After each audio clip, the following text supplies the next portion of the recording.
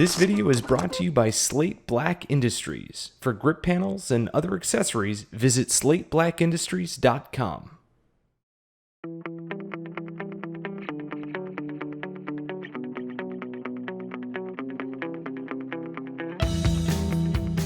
Whether considering a jump from a budget-oriented or lower-tier LPVO up into the initial rungs of premium optics, or simply looking to go from a 6-power top end up to 8-power, the Trijicon Accupower 1-8 is surely to be on the list of optics under consideration.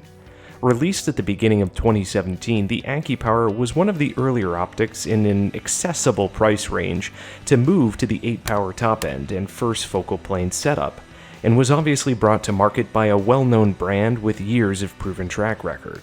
So in today's episode of 9-Hole Reviews, we explore the Accupower 1-8, looking at the relevant features we see as being required for a quality, low-power variable optic. This means considering things such as glass clarity, eye box, field of view, reticle, illumination, and so on.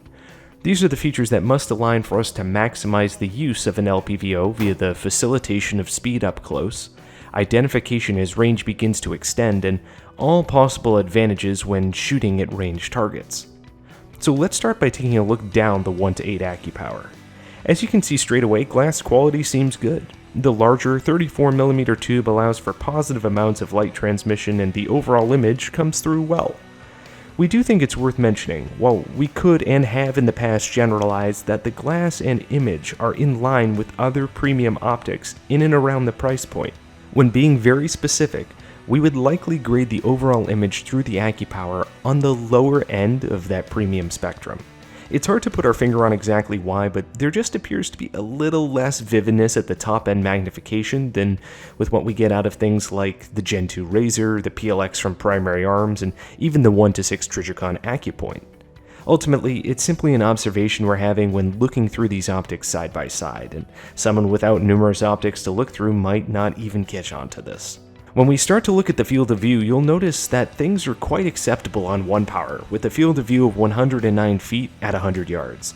That's one of the larger field of views we've seen out of these 1-8 bodies, but it's still tighter than the Razor and Accupoint 1-6 by 6 and 9 feet respectively. When we push up to 8-power, things align very much with what we've been seeing out of other 8-power optics right at about the 13-foot mark. So we've got one of the best 1-power field of views out of the 1-8 first focal plane category of optics, and a top-end field of view in line with the other optics you're likely considering. Now on to the eye box. How precise does the shooter's head need to be behind the optic to avoid seeing scope shadow? Well, the eye box on the Accupower is pretty darn good. On 1-power, there's a decent amount of forgiveness, making getting on and off the optic an easy task. Coupled with the larger field of view, the use of the optic on the low-end magnification settings feels really solid. As we crank up to 8-power, things get a bit more specific as you'd expect. That said, you've still got a significant amount of forgiveness comparatively. So while it doesn't quite reach the level of competing with the ATACR on 8-power, it's still darn solid. Alright then, on to one of the more contested elements of this optic, and that's the reticle. And for reference, we're looking through the mill reticle here, although a very similar MOA option is available. Now, on 1-power, you'll note that the reticle actually seems quite fast. Large stadia and a very large donut certainly leave no question as to where the center of the optic lies or where the optic is in relation to the target. This means shooting out to 50 plus yards on 1-power is very doable and remains quick. The same is true for dialing up to mid-level magnifications, say 3 or 4-power, to PID or just get a touch of advantage shooting targets a tad beyond the point-and-shoot range. Keep in mind though that because this is a first focal plane optic, the reticle will grow with magnification. This means that the very visible and usable reticle on 1-power is going to get pretty big as we dial up to 8, and thus we arrive at the main complaint this optic usually receives. The center cross appears rather thick with the center covering a 0.2 by 0.2 mil square, that's just under 3/4 of an inch, and the overall mini cross measures 1 mil from top to bottom and left to right. And while the reticle as a whole can feel as though it's just a bit too big, obscuring the target and just sort of crowding the overall image. You'll also note that there's no win holds or grid within the lower stadia of the optic. So what does this mean for the user? Well, if the user decides to dial the elevation, the center crosshair will be a bit thick in relation to the target, but ultimately is still usable. Henry used this exact method to shoot out to 800 yards on headshot-sized targets during our SCAR 17 practical accuracy run, and didn't think it was too much of a hindrance. The alternative, to hold over, leaves the shooter with better vision of the target, but less precise ability to hold for wind. Ultimately, on 1 power, we really like the reticle, but as we get closer and closer to max power, there are just some others out there that we're more comfortable with. But it's a package deal, and so this is certainly a consideration. So let's take a look at the illumination next. The donut as well as the very center cross light with the illum. This is pretty nice for 1 power and gives you the Eotech-like aiming reticle. Unfortunately, the vibrance is just not quite where we wish it were. It's daylight visible, but on the just barely side.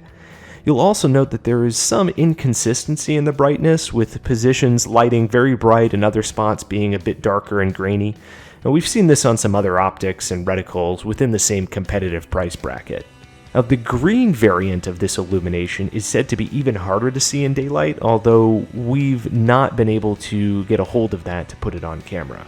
We do really wish the illum was a bit brighter overall, but we will say that the reticle design helps to mitigate the need on 1 power. As with many other LPVOs, with only the center of the reticle illuminated, unless dialing at distance, holding over against low contrast targets can be a bit of a pain. Now, the illumination is controlled by a knob on the left side of the optic. There are off positions between the power settings, which go up to 11, and very nice, solid, positive tactile clicks, unlike some of the other mushier adjustments you might find on other optics. There is, however, no lock for this illumination. The exposed turrets do have a full lockdown feature, however. Much like the primary Arms PLX, the locks work very well and basically give the user the best of both worlds between the security of capped turrets, while also being able to dial should that be needed. Turret adjustment is in 0.1 mil increments, which is certainly a positive considering the commentary on the reticle. Now onto the power adjustment. The Accupower comes with a built-in adjustment lever. Quite non-intrusive, but still very functional. The power adjustment flows very smoothly and can be readily powered up or down as needed. Compare this to something like the Razer Gen 2 and you'll see a night and day difference. Lastly, let's talk about footprint. The weight in the Accupower is certainly not its best characteristic, coming in at 25 ounces. This is on the heavier side. We found that around 21 or 22 ounces is really where we like to see optics weigh in at on the top end, but that's a balance and personal preference thing. We will say that much like the PLX, without the use of a lightweight mount, we were really feeling the weight here. So, much like the original Razer Gen 2, you've got an optic that has a pretty darn good field of view and eye box, but is sacrificing on the footprint. So what are the overall takeaways for this optic? Well, in our mind, this optic excels at 1 power. Solid field of view with a solid eye box and a very nice reticle at 1 power makes this optic a strong contender for an LPVO where it will live most of its life on the lower side of the magnification settings. When dialing up the magnification, you'll note the areas that we wish were a bit different or a touch better. The image feels just a touch less vibrant than what we're seeing out of some other premiums, and the reticle isn't the best we've seen for precision shooting. Now, does this mean it's not capable? Well, of course not, and don't get it mistaken, you've just seen us hit headshots at 800 with this optic. We're simply sharing with you our comparative perception. Now, consider that these optics can be found used for around $900 or so, and ultimately retail up nearer to $1,200, and decide whether or not the juice is worth the squeeze for your budget and intended applications. We hope to catch you in the next video, and until then, we'll see you on the range. 716, this is 096, 4 Vic, 8 packs, red con 1, green to green. How copy, over? 096, this is 716, roger, over. 16, 091, 1 pack.